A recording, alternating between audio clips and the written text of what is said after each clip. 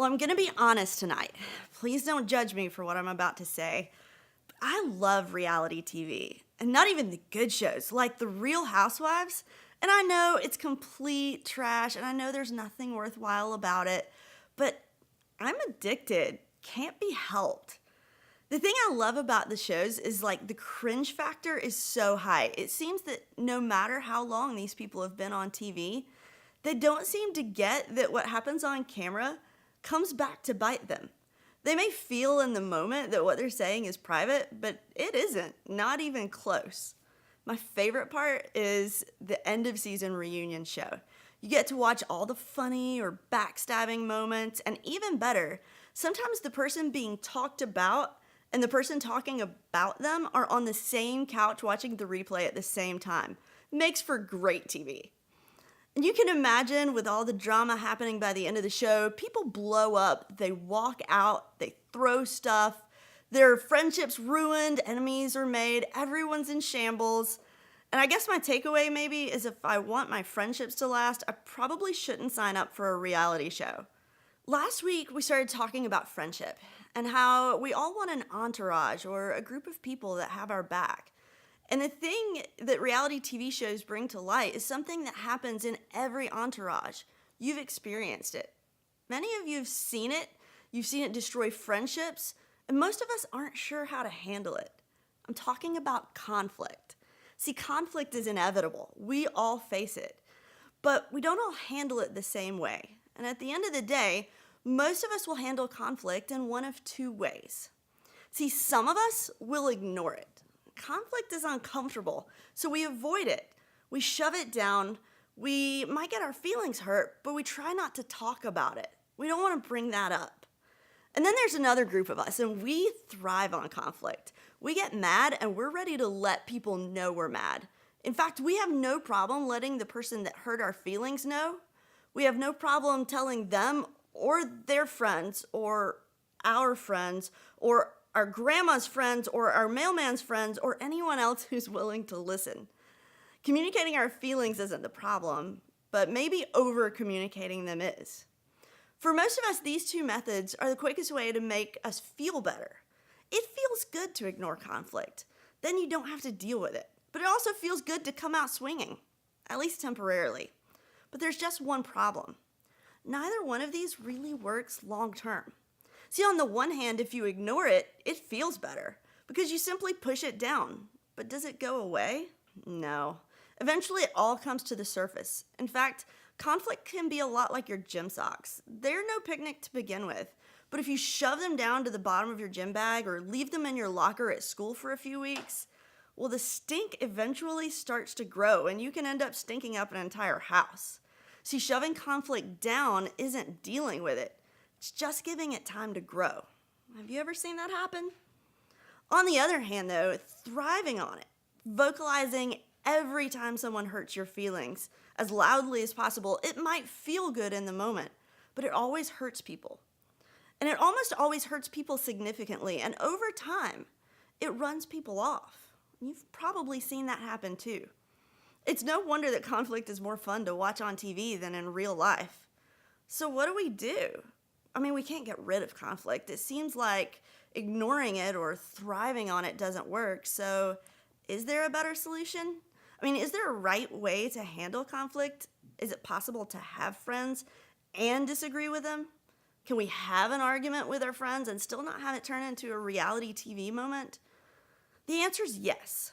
And today we want to look at a principle that will help you with conflict. It's a principle that will not only help you survive, but it actually has the potential to make your friendships grow stronger. It's found in the same story that we began with in the first session of this series, the story of David. We pick up the story of David at a time when David has been king for a long time. He has grown-up kids. Absalom, a central character in the story, is one of David's sons, and what you might consider the perfect guy. He has no flaws. He's a charmer, he's good looking, he has a lot of influence, he's a leader, people like to follow him. He's kind of like Mr. Perfect. But where we tune into the story, David and Absalom have a really strained relationship. You gotta read the whole story and you'll get it. They've had some serious disagreements and some serious reasons to be mad at each other. Major drama, major baggage. And things were so bad, in fact, that Absalom leaves Jerusalem, his hometown. He literally leaves for good, and you've probably done something like that. You got in a fight and you walked away. You took a break, drove off, tried to cool down. But what's really important is what you do when you come back. Absalom eventually comes back, and when he does, he's faced with a reality, and a decision that you'll make and I'll make time after time after time. Am I still going to try to win this fight? Or am I just coming back with more ammunition to win the battle? And that's exactly what Absalom does. First, he tries to freeze out his dad. You know this technique. It's passive aggressive, it's ignoring.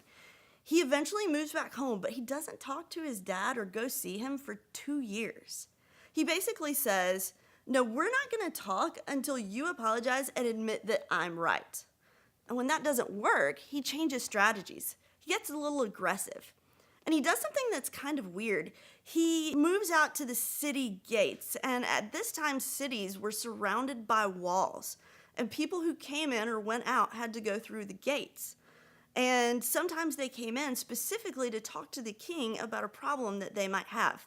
And this is where Absalom sat, talking to the people who were coming into the city specifically to see his dad. In other words, Absalom strategically placed himself in the path of people who were going to see David, his dad, and he'd ask, what's your problem? And they would answer, and Absalom would say, look, your claims are valid and proper, but there is no representative of the king to hear you. If only I were appointed judge of the land, then everyone who has a complaint or a case could come to me, and I would see that he gets justice. Absalom has one goal here, to stir the pot, to create discontent with anyone who will listen. He gets the citizens to vocalize their problems only to tell them that he can't help them, but if he were in charge, things would be better. See, he isn't trying to fix anything. He's trying to get people to take his side. He isn't working to resolve the conflict. He's actually fueling the conflict. He's still trying to win the fight. Absalom's circumstances aren't very much like ours. You probably aren't trying to overthrow anyone's kingdom. But the way he handled conflict looks a lot like the way that we do. Absalom couldn't let go of trying to win the fight. Do you ever do that? Instead of letting go of the tension, do you hang on to it tighter than ever? Do you think about it, stew on it? Does it keep you up at night? Do you quietly think of ways that you could get into a conversation with this person and win? Or ways that bad things could happen to them? In the end, it killed Absalom, literally. Not only did it kill his relationship with his dad, but it cost him his whole life. Because Absalom, despite the fact that David repeatedly tried to make things right, kept fighting. He eventually led a rebellion, and that rebellion lost. And so did Absalom, big time. If you want to not only survive conflict with your friends, but see it become something that actually makes your friendship stronger, then you're going to have to get beyond just winning the fight. And as long as you hold on to winning, you'll eventually lose. And so will your friends. See, there comes a point where you must go from winning the fight to winning the friendship. In other words, you realize that the friendship is more important than whatever you're fighting about. I bet you've seen this at school. Ladies, maybe some gossip was going around your entourage. People were getting mad. People were taking sides. murders were being plotted. But then someone said, hey, I'm sorry, let's talk. This isn't worth losing our friendship over. And that person literally saved the day and the friendship. Not only did it keep your group from losing friendships, but maybe even through that, your friendships got stronger. Guys, maybe you've seen this too. Two guys who were trying to date the same girl. One got the girl and the other got mad. And then the two guys start to fight or they start to argue, and one of them steps up and says, hey, our friendship is worth more than this fight. We're not going to let a girl turn us into enemies. See, that's the power of this principle. When you have conflict, win the friendship, not the fight. When you ignore conflict, you're still trying to win the fight instead of the friendship. See, it's your job, not someone else's, to fight for your relationships. When you stir the pot and make people pick sides, you're not fighting for your friendship, you're just creating a battle, and one that you desperately want to win. Conflict is tricky, it's messy, but here's the key. When you have conflict, win the friendship, not the fight. So how do you do that? First, figure out what the real issue is. I heard someone say once, this is not really about this, it's about that. And what he meant was, a lot of times the real issue that you're reacting to isn't even the issue you're fighting about. Like, are you mad that your friends went to the movies without you? Or are you mad that you feel like you don't fit in? Are you really mad that your friend got a better grade than you? Or are you just upset because no matter how hard you try, algebra is still a struggle for you? See, figure out what's really going on first. And to do that, it may take talking to someone older or wiser than you. Second, talk about it with the person who upset you. Talking through conflict is a really great thing. And this doesn't just mean talking about it with all the wrong people. This isn't a license to vent about everything that upsets you. This is a chance to honor your friend. And if you want the friendship to last, value your friend's take on the issue. This means that you have to listen. Conflict is rarely one-sided. Communicate what you feel was wrong, but also be willing to accept the role that you played in it too. Finally, set your friendship up to win. Listen, there are always three parties involved in a fight. There's the two people fighting, and then there's their relationship. And when you work through conflict without the relationship in mind, only one person wins. But when you work through conflict with the relationship in mind, and you work towards the sake of your friendship, not you or the other person wins, but the relationship wins. If Absalom had known this, his story would have ended completely differently. Eventually, Absalom lost his life, and David lost his son. David won the fight, but he lost his relationship, and something that he would never want to lose. When we choose to win the friendship, it does more than just save us from unnecessary hurt or drama, although it does that too. It allows us to model a way of treating people, and that way of treating people is the same one that Jesus modeled. It's why he said, love others and treat them as if they matter more than you. Listen, it isn't the easiest way, but it's always the best way.